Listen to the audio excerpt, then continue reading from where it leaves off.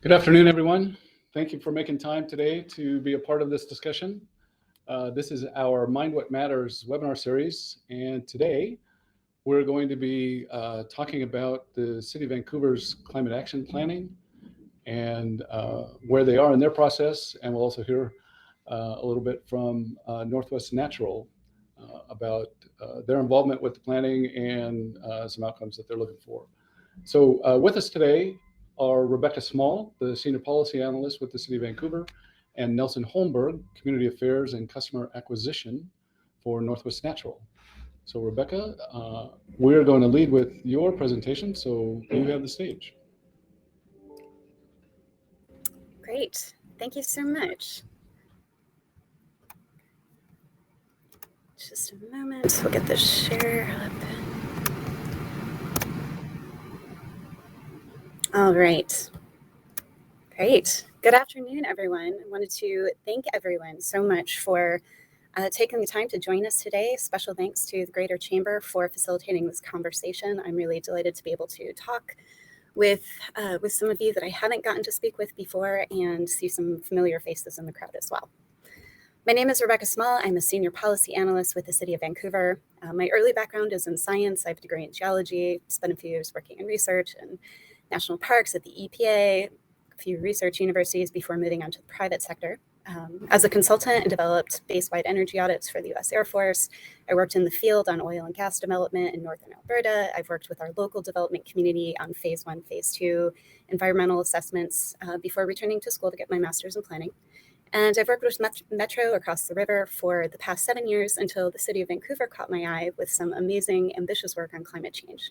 And I have been here since October of 2021, co-leading the development of the city's first climate action plan with Aaron Lanty, my colleague and colleague here in the city manager's office. And I'm very excited to have a chance to discuss that with you today.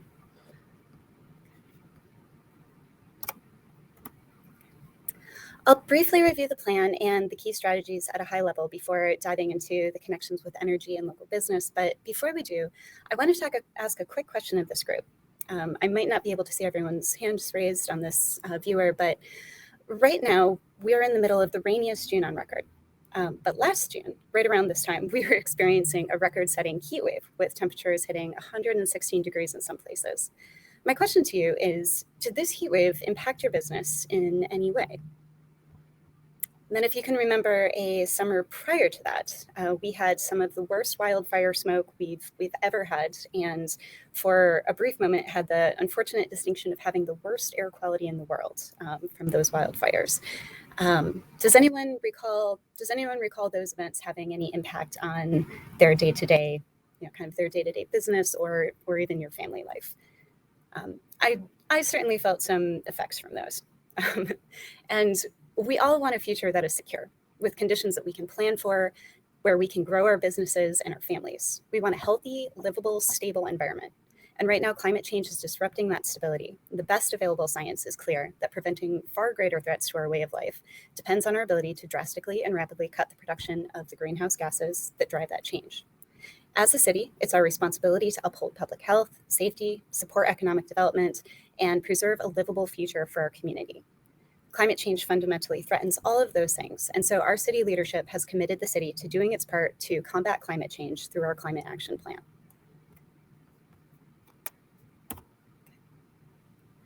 On June 6th, one behind, there we go.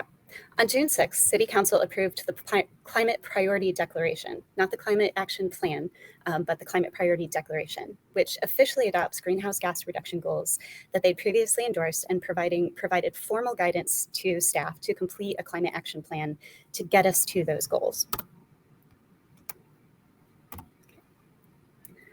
Our goals include early 80% reduction targets for both the city as a municipality and for the city as a whole, and then carbon neutrality for both by 2040.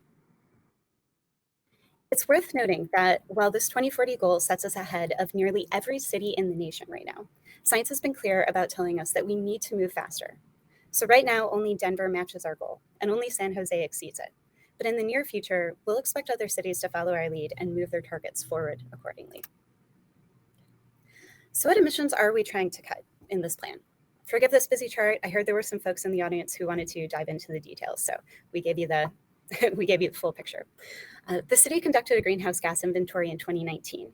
Most of our emissions, like most cities, come from the fossil fuels that we burn to move our vehicles and to heat and cool our buildings. Aviation emissions, though huge here, are generally not covered by local climate action plans. We focus on things that are directly within our ability to change. That one is a little odd, so if anyone wants to talk about it in the Q&A, I'm happy to go into that in a little greater detail. But the key takeaway here is that fossil fuel combustion from transportation and buildings comprise the lion's share of our city's greenhouse gases, and that's where we're targeting most of our efforts in the climate action plan. We've been working on the development of the CAP, Climate Action Plan CAP, for over a year now, with input from the community, city staff, and council. The draft CAP consists of a list of over 90 actions right now across six different categories that will help us cut greenhouse gas emissions and build resiliency to the effects of climate change that we're already experiencing in Vancouver today. The list of actions that we have, if completed in their entirety, would get us to 84% of our goal by 2040. There are ways that we could get to 100%, but we don't see all of them as legal or technically feasible. It's important to us that our plan, be both. So getting to carbon neutral by 2040 has been compared to a moonshot goal. It's extremely ambitious, and we are expecting to be updating this plan every 4 years over the next 18 years to strengthen the actions and bring in new technologies wherever available that can help us close that gap. We see the challenge as just that, a challenge, and one we intend to work towards and win. So I'll briefly walk us through the key strategies in each of those 6 sectors, and then we can get into where those actions overlap with energy issues in our local business community.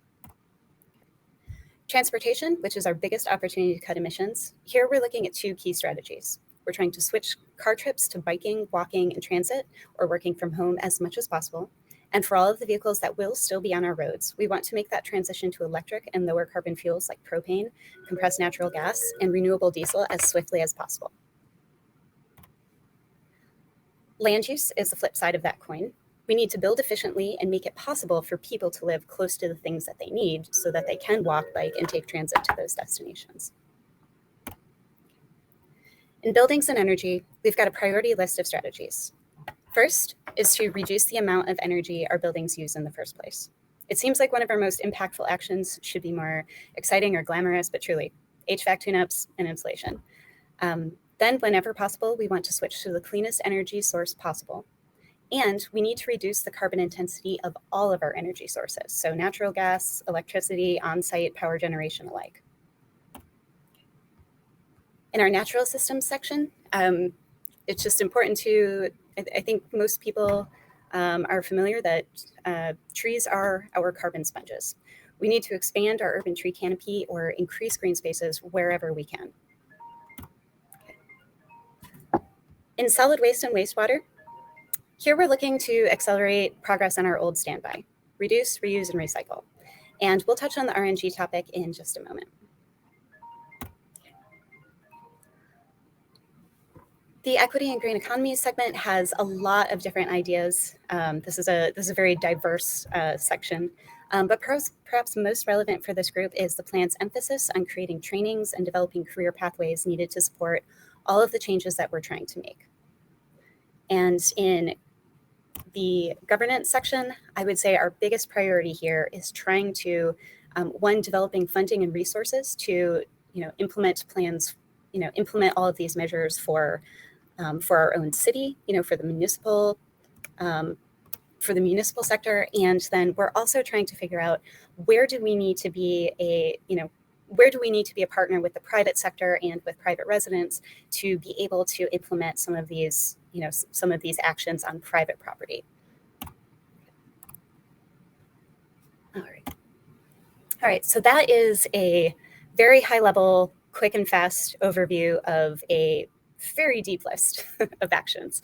And I'm happy to talk about any of those in more detail if anybody wants to dive into one of those. So just please feel free to hold your questions and we can come back to them in the Q&A section. But for now, I'd like to focus on a couple of questions that we've heard from our business community and where we see some of the overlaps with our energy issues and our business community. All right, so one of the sections, one of the goals in our plan is to try to manage organic waste in a manner that will help turn what is usually a waste product into a resource for our community.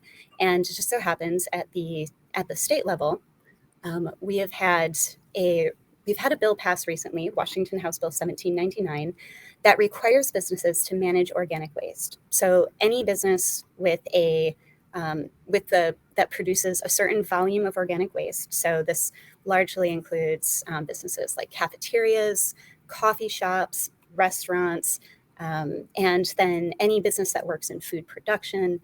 And nearly 1,000 local businesses, about 500 within the city and nearly 500 kind of in the broader Clark County, would be affected by this bill. So one way that the city can provide some support to our community and help our local businesses meet the requirements of this state law would be to coordinate some waste removal programs and to provide a collection, kind of like a collection point. So, for example, some of our food production businesses in the city currently truck their waste across the river over 94 miles away. If we can develop a wastewater treatment facility that can also collect organic waste, can collect spent oil from fryers and cooking from local businesses, and can collect some of that organic waste. That's a way that we can partner with our local business community in the food production industry and try to take those waste products and digest them in the hopes of producing enough renewable natural gas on site combined with our wastewater products to hopefully be able to power the entire wastewater treatment facility, perhaps with some left over to, create renewable fuels that we can use in city fleet vehicles. Another area where we have some overlap is in our building standards. So the state of Washington has issued building performance standards. Currently, they apply to non-residential buildings that are 50,000 square feet and above. They're going to be expanding this requirement down to buildings 20,000 square feet and up. So those building standards come with penalties if those standards are not met by a certain date, but they also come with incentives if building owners can meet those requirements ahead of time. The city is looking for opportunities through its climate action plan to partner with the local business community in accelerating our progress towards hitting those standards in as many of our local buildings as possible. That gets us closer to our goals on climate action, and that's also, we also want to see our local business community take advantage of as many of those incentives as possible. So we're looking at possibly doing that through providing technical assistance, doing some educational seminars so that people can understand what those requirements are, how do they figure out, where does their building fall in those standards, and what are the best strategies to try to get their properties up to standards. Another area, another action in the plan that we've heard feedback from our local architects and developers on is the proposal of a citywide green building policy. Now, initially, this would apply to city municipal buildings. We would likely be doing a process to develop a policy that would apply to new construction citywide beginning in 2023. Now, that policy would differentiate between building types. It wouldn't be a one-size-fits-all policy. One thought that we heard from the Bonneville Power Administration, who recently did a large construction project at their site a little further north in the city, was to set an energy use intensity standard. And then developers and architects could determine their pathway to achieve it. So rather than set a blanket policy saying that every new construction project has to meet LEED Gold or LEED Platinum. More effective for the city would be to set the standard that gets us closer to the goals that we're trying to achieve, and then give the developer or the architect the freedom to determine which pathway would help them best achieve it. Again, that would be a process, not a policy that we would write internally into the city. So that would be a conversation that we would have with our local development community. So please stay tuned for that. We look forward to hearing from many of the people in this group on that policy. Another action that we are looking at and keeping a close eye on is the new Washington State Building Code Council's decision to require new businesses and apartments of 4 stories and up to use electric heat pumps for building and water heating and cooling. So this would be, any city green building policy would comply with the state energy code. So this does get us moving towards the direction of working with the lowest carbon energy source that's available to us right now. We know that our partners at Northwest Natural, Nelson will talk about this in more detail in just a moment. They also have a pathway to reduce the carbon intensity of their fuel source. Right now, electric power does offer us the lowest carbon pathway. So where possible, we do want to encourage this in new construction. And as a retrofit, it is something that we're interested in encouraging the rest of the city to adopt as well. However, I just want to emphasize that our plan is not going to recommend measures that are illegal at the moment, and there are state limits on what we are able to require the residential or existing built environment to adopt. So just wanted to make sure we're very clear on that point. We do not have an outright ban on any particular power source. So it seems like that had been a concern from a number of our constituents during the draft plan presentation. So just wanted to make sure we are clear on that is not what we are looking at the time. We are supporting our statewide regulations. Finally, one last area of potential overlap for any local businesses that might have a fleet or might work with larger construction equipment. It is in the city's best interest to try to expand the infrastructure for electric vehicles, for plug-in hybrids, but also to expand opportunities for people to use lower carbon fuels for the many cases where we can't switch to an electric vehicle. So in a lot of cases, it's entirely possible for a vehicle to switch to using renewable diesel or to switch to propane or compressed natural gas with some modifications. Hydrogen is emerging, still needs some development, but we see that as the primary fuel source for long haul trucking in the in the future. That's something that Daimler has really emphasized for some of their larger fleet vehicles. So something the city really wants to emphasize is the development of the infrastructure for that. How can we make sure that our local fueling stations are able to add these fuel options to their stations? How can we be a partner in reducing barriers to getting permits, to making these upgrades?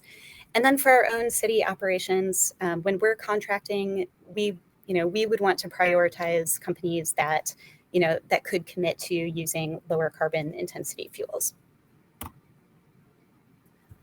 The last note that I'd want to leave everyone with is that while we're looking to integrate all of these actions into our existing building environment,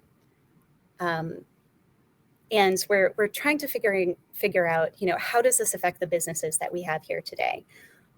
We also want to keep an eye to the future. Vancouver is going ahead. We have a more ambitious goal than our neighboring cities, and that puts us in a position to lead and develop industries and businesses that all of our cities are going to need to take advantage of as they work towards their climate action goals too. If we are ahead of the game in developing the businesses that can support, say, hydrogen production, or mechanics that can service clean fleet vehicles, or more local businesses that can work on installation of renewable solar arrays and small on-site renewable energy production. If we can develop those industries within our own community, this provides an opening sector for a new economic development and opportunity in our city.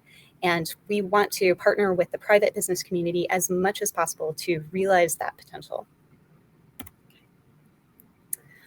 Our next steps for the Climate Action Plan on August 8th, we'll be bringing a final draft of the Climate Action Plan to Council for a walkthrough.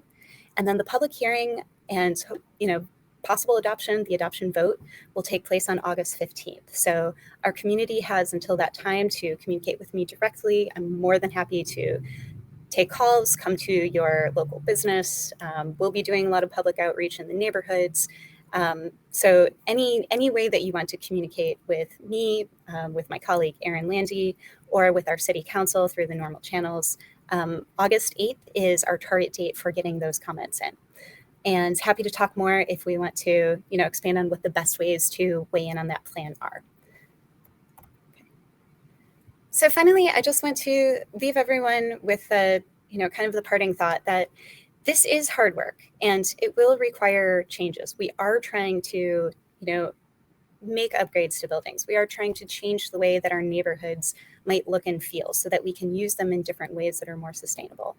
It's hard work, it's expensive, change is always disruptive and not always easy or fun. The thing we want to keep our focus on is not how does this feel to us today in this moment, but what kind of future do we want to be able to give to future generations? What kind of summers do we want our children to have when they are our age? And what would the cost to them be if we don't take action and do our part now? And we think that the climate action plan is a good start. It's a good pathway to get there. But again, nothing happens without partnerships, and we see our business community as one of our strongest partners in this effort. So I want to thank everyone so much for your time today. I really appreciate the opportunity to talk with you and look forward to taking any questions in the Q&A.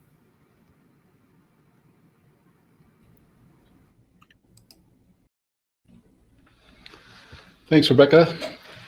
If I would have you unshare your screen. There we go. Thanks for your comments. I just want to reiterate the point that Rebecca ended with, and that's that the climate action plan for the city has not been approved by the council. I think our promotion for today's event implied that it had been, and what they approved was a climate action, was a term they used, climate priority resolution, which actually directed the city manager to work with Rebecca and Erin in terms of finalizing the plan that will come back on the schedule that Rebecca just mentioned. So now I would invite Nelson Holmberg to the stage, and he'll share with us some information about Northwest Natural's involvement. Nelson? Well, good afternoon, John. Thank you very much for the introduction today, and thanks for the opportunity to the Greater Vancouver Chamber and for all of you being here today. Appreciate your time. Again, my name is Nelson Holmberg. I am a lifelong resident of Vancouver, a native. I actually remember when 162nd Avenue was a 2-lane road that didn't have sidewalks, turn lanes, or bike lanes. And I remember when East Vancouver was considered Garrison Square. So I've been here a long time, and I recognize all of the changes the city's gone through. And frankly, I'm really proud of the city of Vancouver for the activity that it has taken on in making policy in the space of the climate action plan. The ambition and the drive that the city has for the climate action plan is actually right in line with what Northwest Natural is doing in terms of renewables for our pipeline. So I'll share my screen here. Yeah, there we go. Good. So Renewables for the Pipeline is the name of my program. And what I'm going to talk about today is a plan that we have at Northwest Natural that's called Destination Zero. It is not an altruistic butterflies and rainbows plan. What it is our roadmap to carbon neutrality of our system, our natural gas system. We're doing it not because we're being told to, or well, we're not doing it, sorry. We are doing this because it's the right thing to do. We're doing Destination Zero because it also follows the law in both Washington and in Oregon. We are looking forward, like our partners and friends at the City of Vancouver, we're looking forward. We're finding new renewable options for our pipeline and for our customers. And so in my presentation today, I will be sharing that information with you.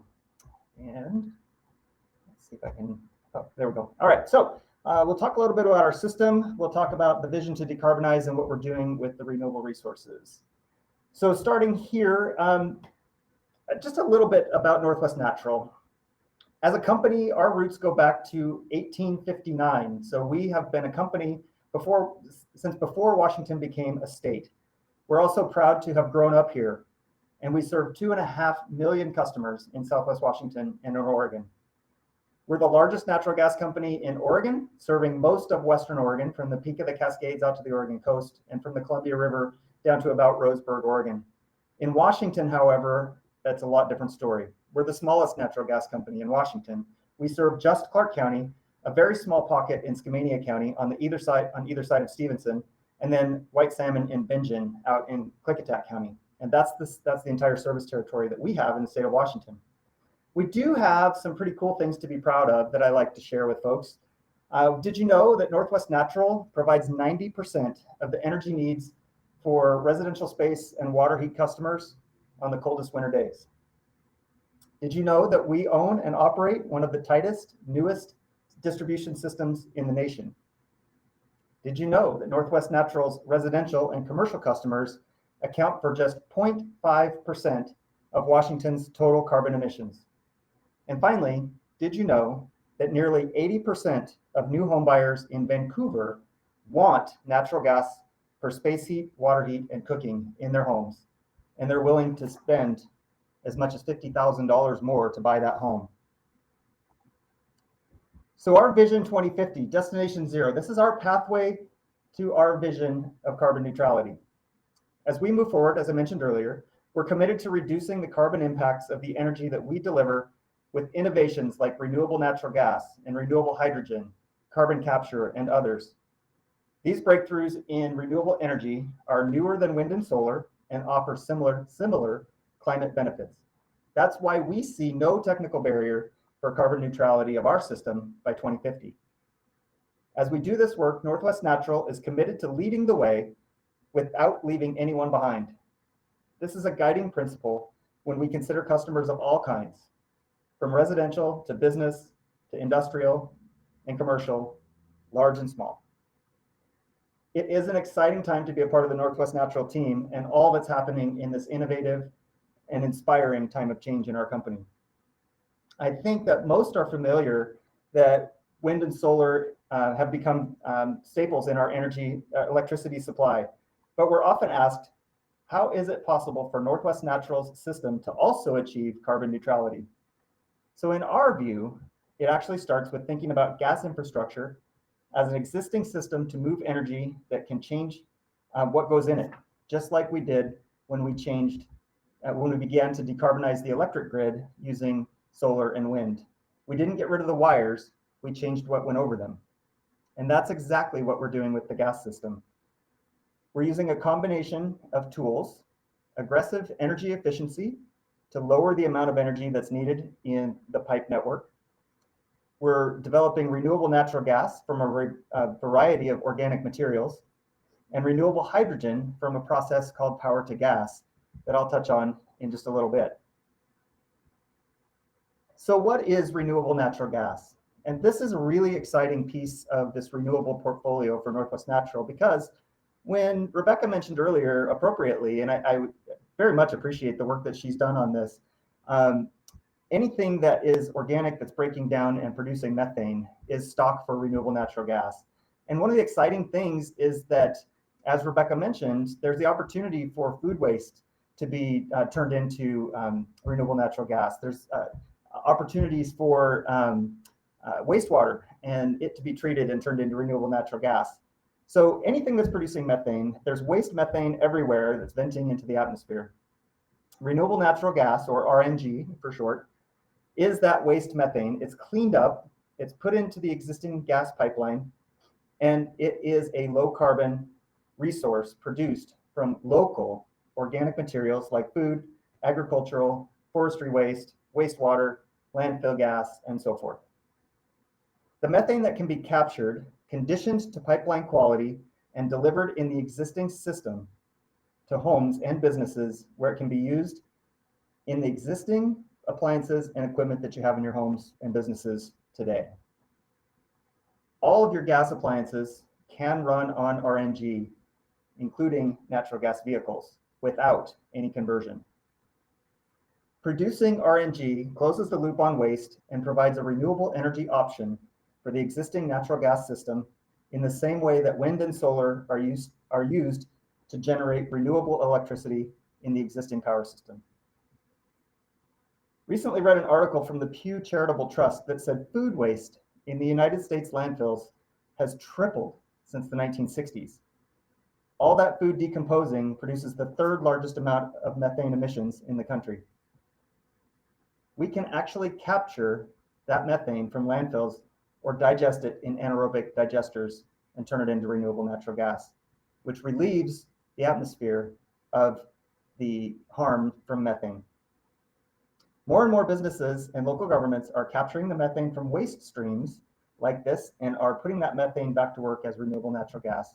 So we actually look forward to the opportunities to potentially partner with the City of Vancouver and others to do production of renewable natural gas locally, if we're able to do that. This is what I mean and why I get so excited when we talk about closing the loop on waste with renewable natural gas. From waste to renewables. For many of the reasons that I've mentioned in my previous slides, we're now seeing a wave of projects in development across the country. In North America, there are more than 300 facilities operating today, and there are plenty more under development. Just in the Pacific Northwest, in Oregon, we have 3 that are connected to our pipeline system that are producing RNG right now. There are 6 under development in the state of Washington. One question I often hear is about supply. Is there enough renewable energy for the pipeline? My answer is yes. A study from ICF Consulting estimates there is enough potential renewable natural gas to achieve a 95% reduction in emissions in the residential sector. And that study doesn't even include the potential for renewable hydrogen. When it comes to renewable energy storage, we believe that hydrogen has great potential. There's really quite a lot going on in the renewable hydrogen space right now, all around the world. And some of the leaders globally are countries like Denmark, Sweden, Finland, others in the northern parts of Europe that are more than 80% already in renewable natural gas, and they're moving quickly with renewable hydrogen. Because of its versatility and its powerful capabilities, a whole host of sectors are looking at the potential of hydrogen for transportation, for heating, for manufacturing, and more. Just like renewable natural gas, renewable hydrogen closes the loop on waste. That's because renewable energy, renewable electricity like wind and solar, and even hydro, generally need to be used when they're created in order to balance the grid. But unlike large-scale utility batteries that can only store energy for several hours, renewable hydrogen can be stored for months and then delivered to our existing pipeline to customers to provide energy when it's needed. To create renewable hydrogen, we can use a process referred to as power to gas, which is where water and excess wind, solar, or hydro energy go through electrolysis to split the water molecules and hydrogen releases to create the hydrogen, excuse me. Hydrogen releases no greenhouse gases when combusted, only water. And it can power fuel cells for data centers, backup power systems, and more. It can also fuel any kind of vehicle, just about, cars, trucks, ships, fire trucks, even airplanes. So the near-term opportunities for Northwest Natural are hydrogen, smart energy, and renewable natural gas. For hydrogen right now, we are working with other utilities, with research universities, and with industry partners to develop standards and practices for safely blending hydrogen into our natural gas pipeline. Studies suggest that much of our existing pipeline infrastructure could be modeled to handle hydrogen blends up to 20% or converted to 100% hydrogen service. We're currently conducting 5% blending tests at our Sherwood facility right now.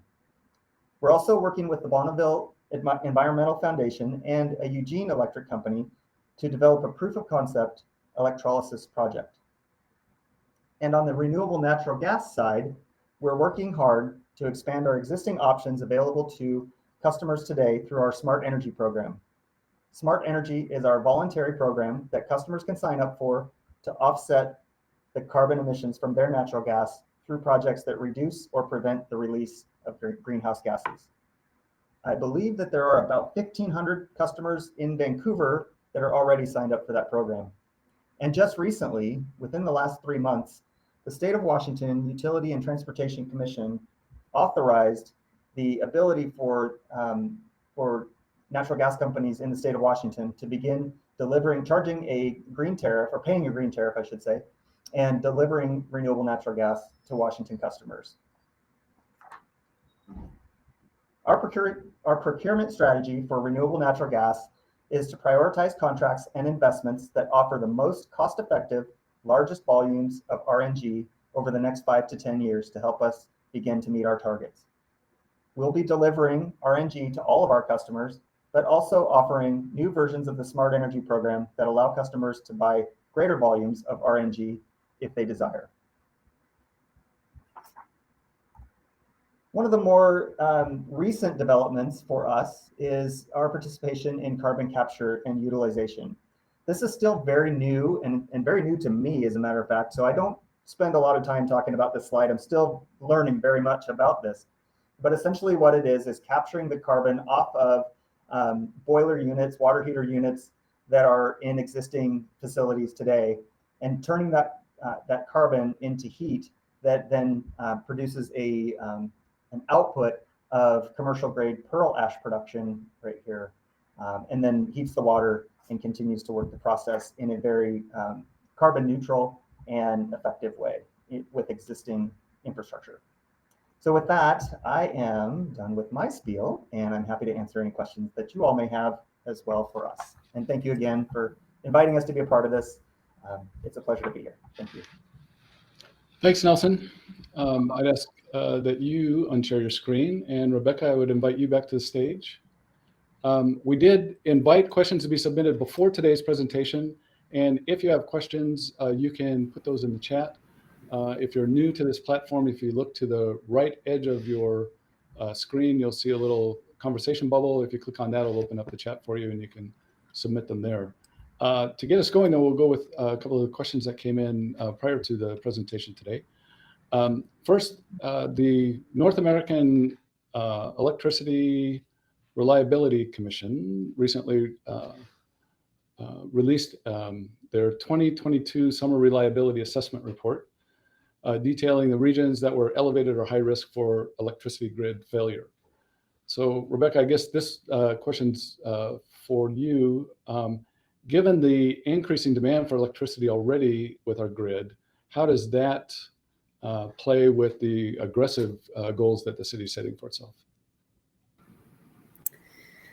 Well, I think at a high level, I think it underscores the necessity of taking strong action on climate change. We would like to hold that temperature increase off as much as possible. As far as, how do we manage that at a city level? One of our actions will direct us to work with our emergency management teams to identify critical infrastructure that's at higher risk from climate change impacts. So damage to our electrical grid or areas of it that might be threatened precisely when we would need them the most. That's what we want to identify in advance of this becoming a problem, right? If we have a cooling center where we invite the community to come and find refuge on, during the next 116-degree day, we absolutely don't want the electrical equipment for that building to melt down and not be able to provide that air conditioning. So that early preparation through our emergency management program is probably our most direct focus on this particular concern. I wish that Clark PUD could speak a little bit more to what they might be doing to protect their own infrastructure. I'm sure that's something that they're trying to address as well. But the city does partner with our agencies and utilities quite closely. So we want to make sure that everything we're working on will protect the residents of Vancouver, even under the worst possible conditions that might be to come. Great, thank you. Nelson, a question for you. You talked about the fact that about 3% of the volume for Northwest Natural right now is renewable. What's the timeline for expanding that, and how does that fit with the goals for the city? Thanks, John. That is a great question. We are actually expanding as quickly as we possibly can.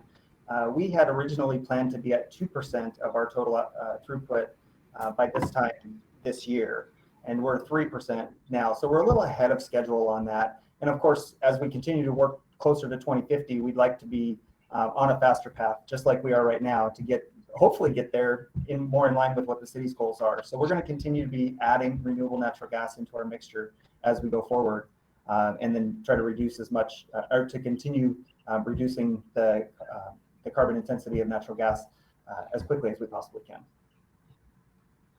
Okay. For both of you, and this kind of goes back to the electric grid a little bit, but infrastructure for renewable natural gas, for hydrogen, and for electricity will all need to be addressed. So can both of you address the timeline for when the infrastructure will be in place to support the proposals that we have? Sure. Rebecca, do you want to start? Or? Okay. So for renewable natural gas, one of the nice things about it is a lot of the major infrastructure investment is already in place, whether it be landfills or wastewater facilities, or even dairy farms or agricultural facilities. Those types of things are already in place. What would need to be developed is more the processing facilities and the digesting and the conditioning equipment.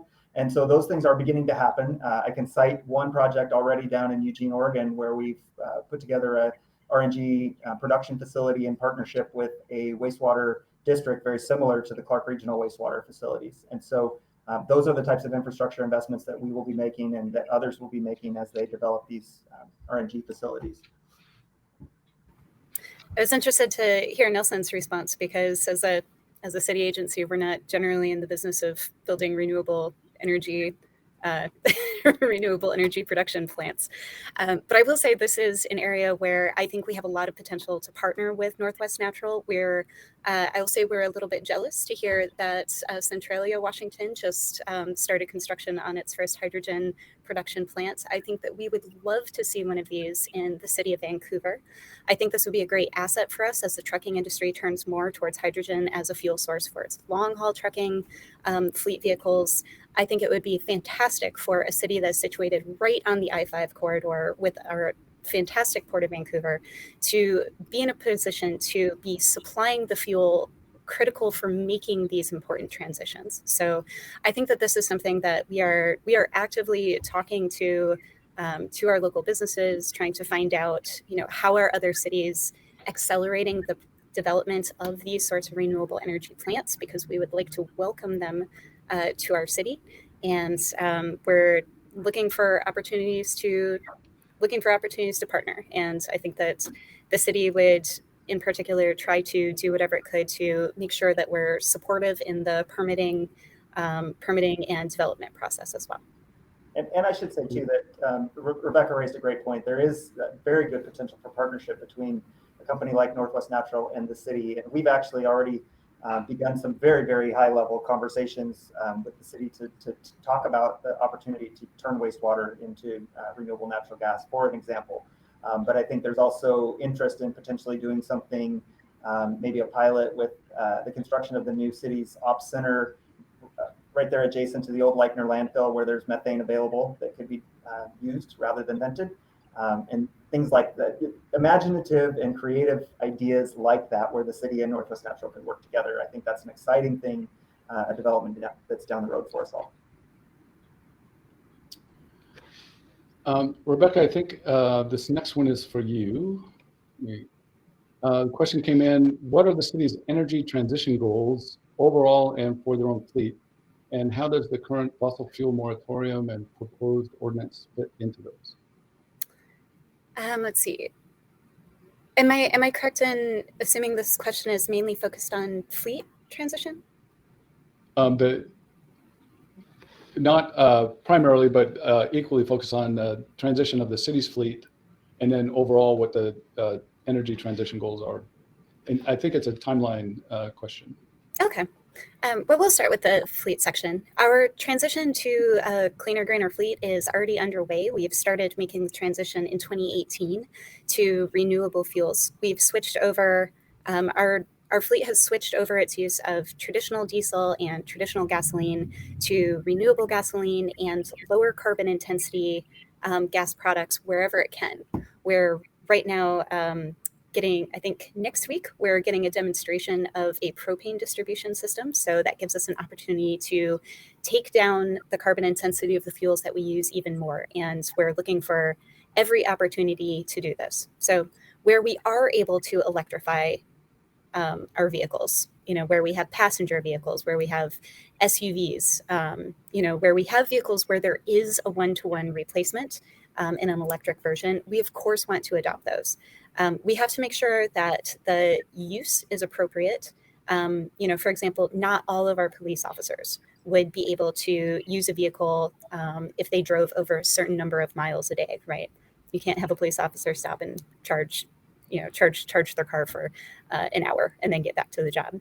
So we do have to make sure that the transitions are appropriate. Wherever we don't have an electric replacement right now, we want to be looking for that opportunity to switch in a more sustainable fuel type. So we can switch entirely to electric, or we can take advantage of all of those step-down fuels that help us reduce our carbon footprint along the way. As we, especially for bigger vehicles like a Sorvac truck, it just doesn't have an electric model yet. The market is supplying these more and more over time, but in the interim, we want to make that transition as smooth as possible. Great. So we only have a couple of more minutes left today. We have a very busy audience. One last question about renewable gas, and that is how will RNG be able to meet demand if the food systems become more efficient and less food goes to waste?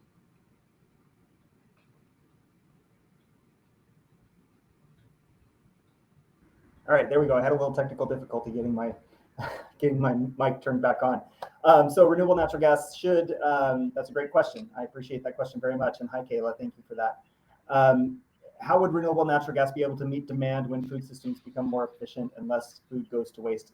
Fantastic question, because we do see that that's a trend, that's something that will happen, is that less food will go to waste in the future. I would just go back to my slides and remind folks that anything that's organic and breaking down and producing methane is a fuel stock for RNG. So whether it's agricultural waste from animals or agricultural waste from plants, that's an opportunity. Whether it's wastewater, that's an opportunity. And so whether it's landfill gas, that's another opportunity. And so as we continue to see that going into the future, those things will not go away. They may reduce a little bit, but probably not a lot.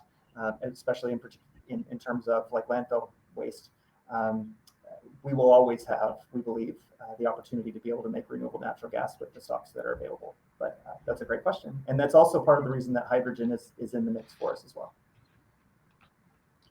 Well, with that, we are out of time. I want to thank you both for bringing the information forward today, and remind the audience that this isn't the last time we'll be addressing the energy issue. Certainly as the city of Vancouver goes through the implementation of their plan, I suspect we'll have more opportunities like this. And as plans are adopted across the county, of course, we'll bring that information to the business community as well. So I will draw attention to the chat. Rebecca, thank you for putting in the link where the draft plan can be located. And then we'll include that. Everyone who registered for today's Mind What Matters will get a link to the recording, and we'll put the link in there for where they can find the draft as well. So thank you again. And with that, I hope everyone has a great afternoon.